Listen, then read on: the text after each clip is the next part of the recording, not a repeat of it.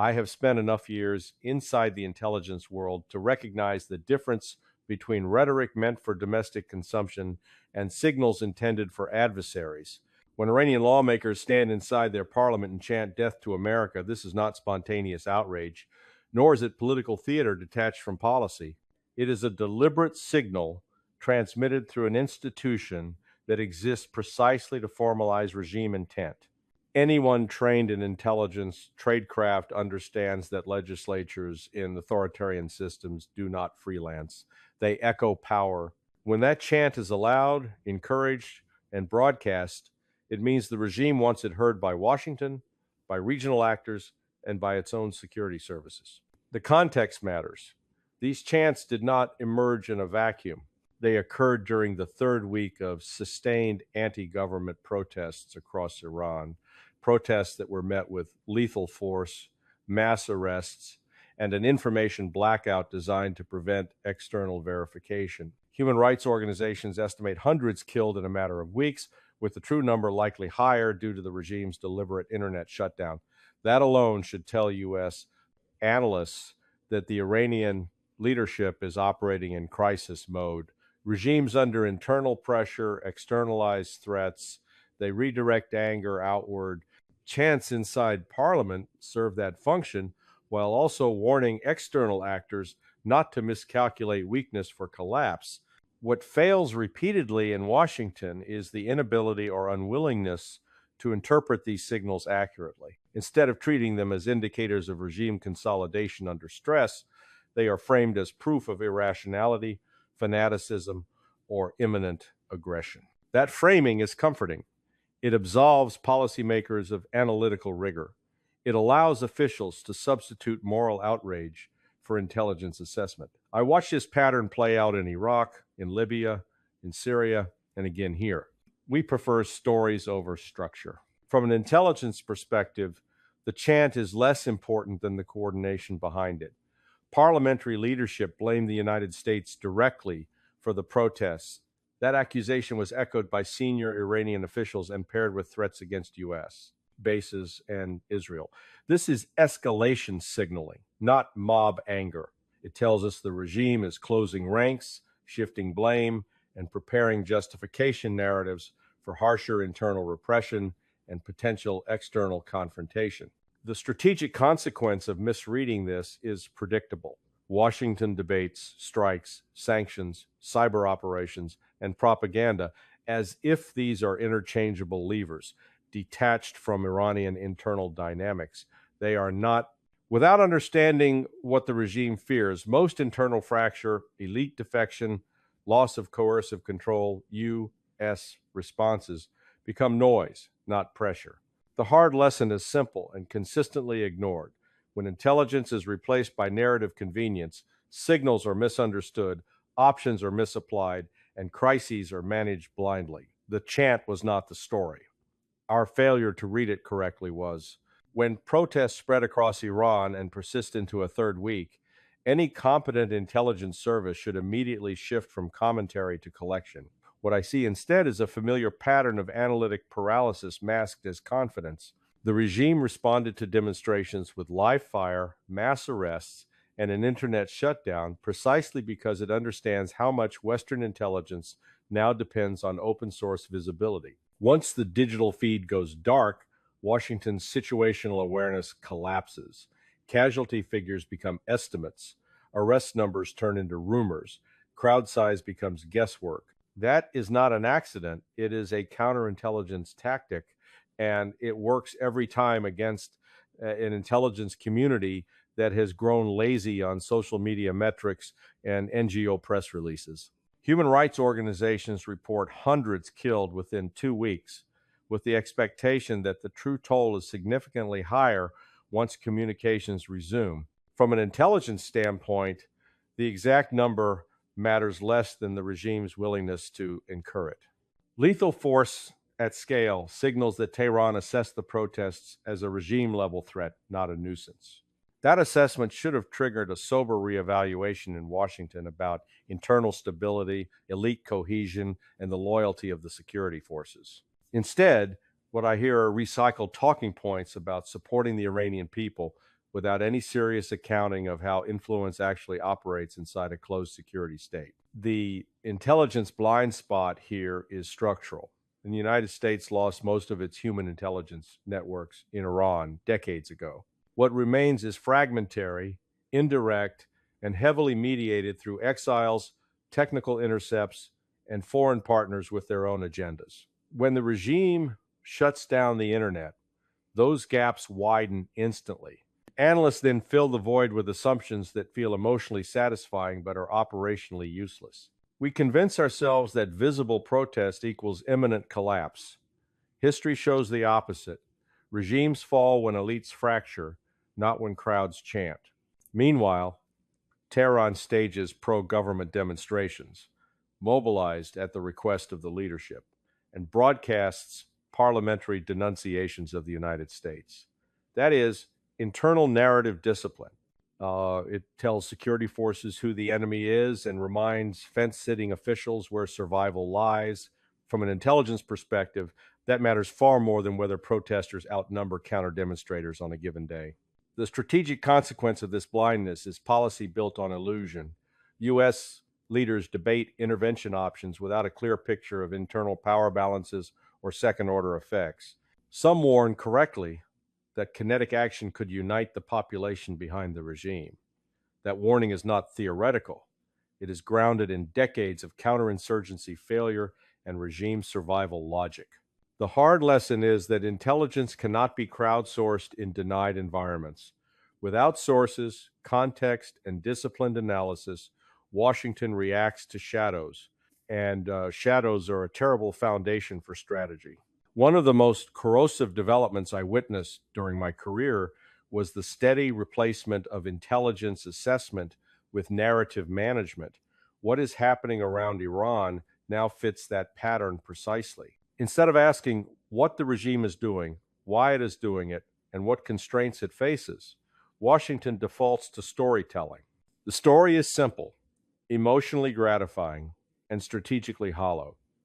Brave protesters versus a crumbling dictatorship, with the United States cast as the inevitable moral force on the right side of history.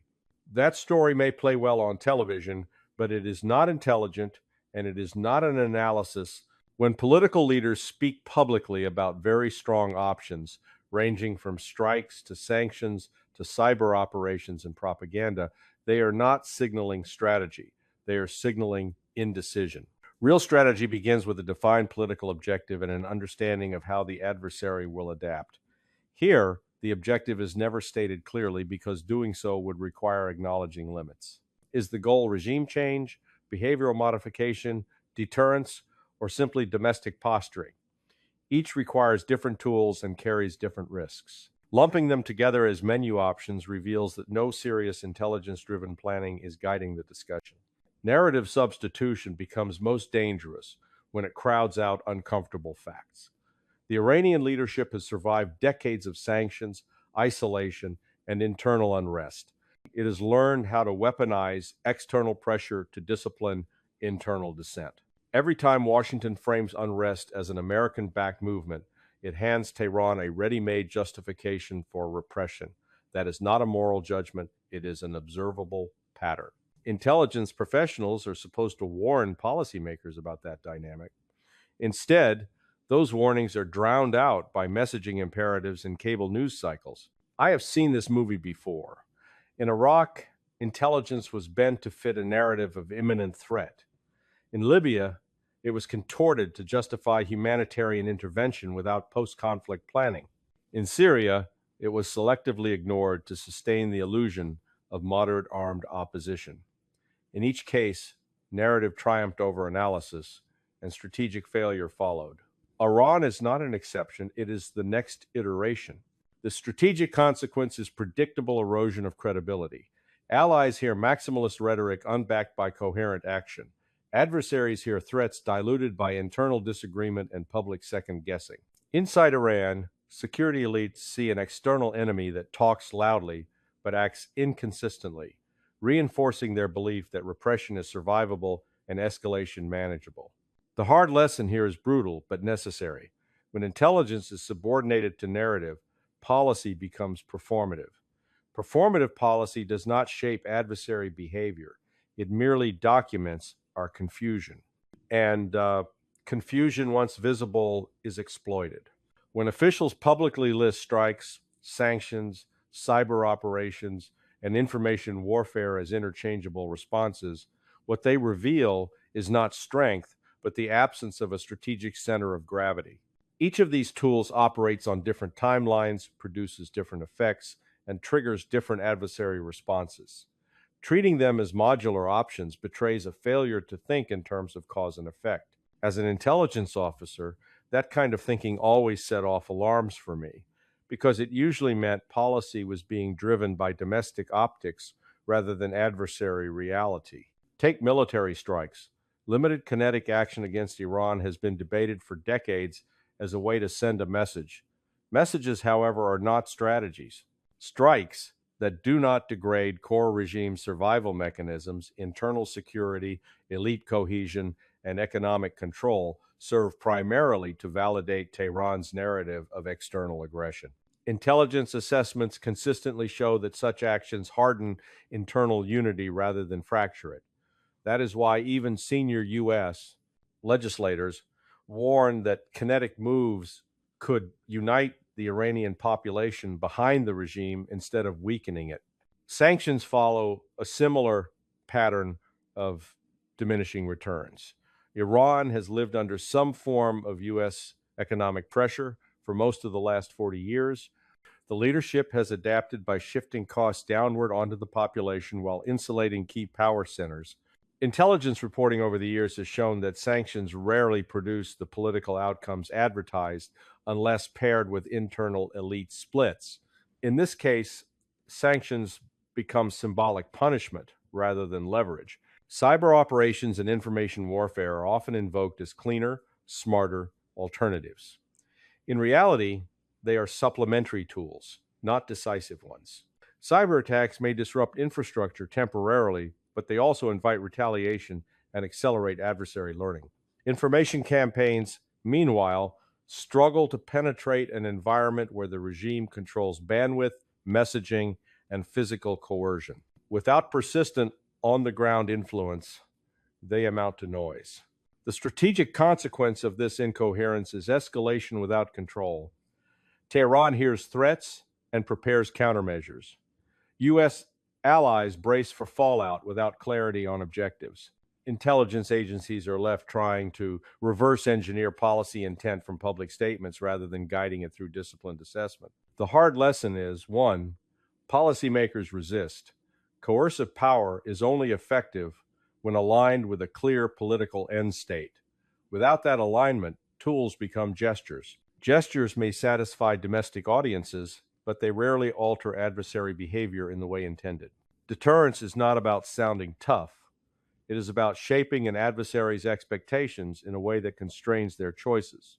What I see unfolding here is the opposite threat: inflation substituting for deterrence and public bravado replacing private clarity. When U.S. leaders issue warnings about retaliation at levels they wouldn't believe, they are not reinforcing deterrence unless those statements are anchored to credible, clearly understood red lines. Otherwise, they simply raise the stakes rhetorically while narrowing the room for de-escalation. From an intelligence perspective, public ultimatums are a blunt instrument. They lock policymakers into positions before internal analysis has converged. They also invite adversaries to test credibility at the margins, probing for inconsistency. Iran has a long history of calibrated defiance, threatening, posturing, and occasionally acting in ways designed to demonstrate resolve without triggering all-out war. When Washington responds with inflated threats, it compresses decision timelines on both sides and increases the risk of miscalculation. The parliamentary chant and accompanying threats against U.S. bases in Israel should be read in that light.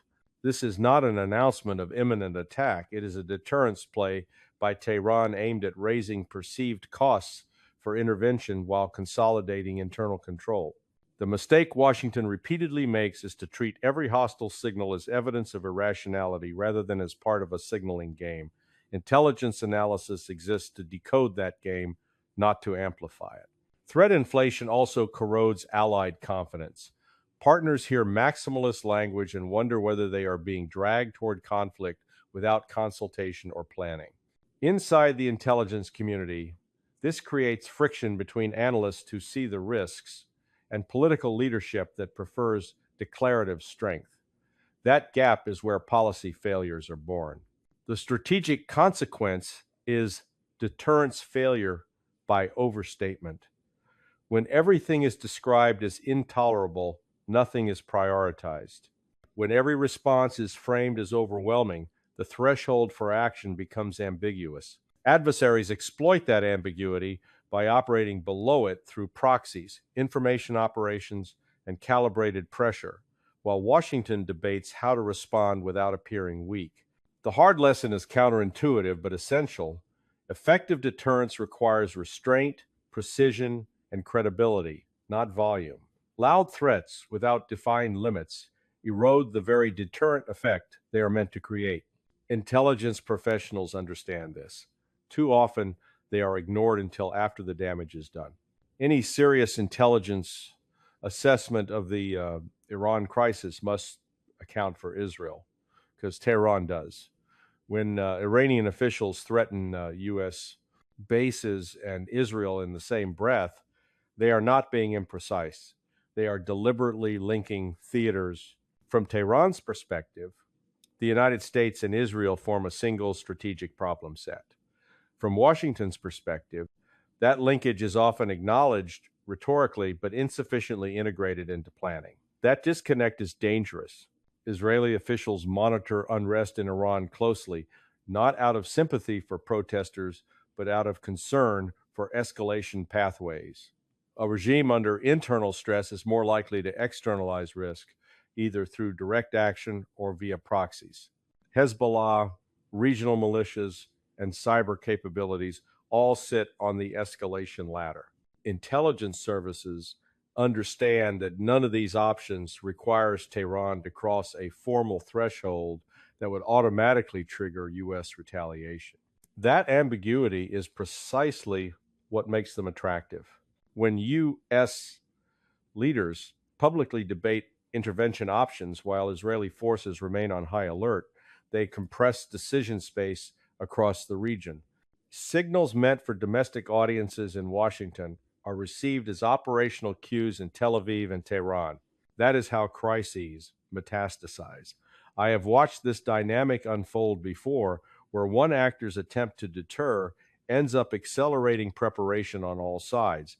The intelligence challenge here is compounded by messaging inconsistency. On one hand, U.S. officials express hope that the Iranian people will soon be freed from tyranny. On the other hand, they issue threats of overwhelming force. To Iranian security elites, that combination reads as existential hostility, not calibrated pressure. It reinforces their incentive to preempt, not to compromise. The strategic consequence is an elevated risk of regional spillover without a clear trigger. A strike on a proxy target, a misinterpreted cyber incident, or a misattributed attack on shipping could rapidly entangle multiple actors. Once that happens, Washington's ability to control escalation diminishes sharply. Intelligence warnings about these pathways exist, but they are often subordinated to political urgency and public signaling. The hard lesson is that regional crises do not respect compartmentalization. Iran, Israel, and the United States are already interacting within a shared escalation environment. Pretending otherwise, because it complicates messaging, is not realism, it is denial. And denial in intelligence work is usually paid for in blood and credibility. When I look at how Washington has handled Iran during this crisis, I am struck less by any single mistake than by the cumulative effect of institutional self-deception. Intelligence did not suddenly fail. It was steadily hollowed out, subordinated to narrative, and then repurposed as validation rather than warning. By the time Iranian lawmakers stood in parliament chanting "Death to America," the analytic failure had already occurred. That chant merely exposed it. In a functioning system, intelligence exists to reduce uncertainty and discipline decision-making. Here, it has been asked to do the opposite, to provide emotional reassurance, moral clarity, and rhetorical ammunition. Protest deaths become symbols rather than data points. Threats are treated as proof of madness rather than calibrated signaling. Options are debated publicly without an agreed objective, and credibility is confused with volume. None of this is accidental. It is the product of a political culture that rewards confidence over accuracy and storytelling over assessment. The result is intelligence becoming fiction, not because analysts fabricate facts, but because their work is filtered until only the parts that support a preferred narrative remain. What reaches the public, and often senior decision makers, is not an integrated assessment, but a curated impression. That impression then drives policy, which predictably fails because it is built on distortion. The strategic consequence is global credibility erosion. Adversaries no longer take U.S. warnings at face value, they parse them for domestic political content. Allies hedge, unsure whether rhetoric will be matched by coherent action or reversed by internal disagreement. Inside closed regimes like Iran, security elites conclude often correctly that they can weather pressure so long as they maintain internal cohesion and control escalation channels. That is not a strength on our part. It is predictability born of dysfunction. What makes this collapse difficult to reverse is that it is systemic. Rebuilding intelligence credibility would require insulating analysis from narrative pressure, restoring humility about what we do not know, and accepting limits on what power can achieve. Those reforms are politically costly and institutionally unwelcome. It is far easier to continue performing certainty than to admit ambiguity. The hard lesson, and the one Washington consistently avoids, is that intelligence realism demands restraint, intellectual and operational. When intelligence becomes a servant of fiction, strategy follows it into failure. The chant in the Iranian parliament was not a surprise.